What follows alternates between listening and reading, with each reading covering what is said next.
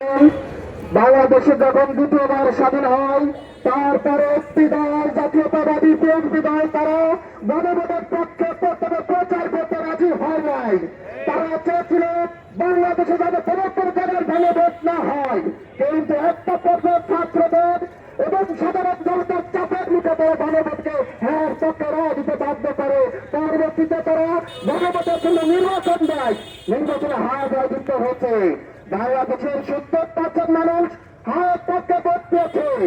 আমরা অবিলম্বে করতে চাই, যদি আপনারা এই গণভোটের রায় বাস্তবায়ন না করেন তাহলে বাংলাদেশে আবার দ্বিতীয়বার জুলাই সংগঠিত হবে।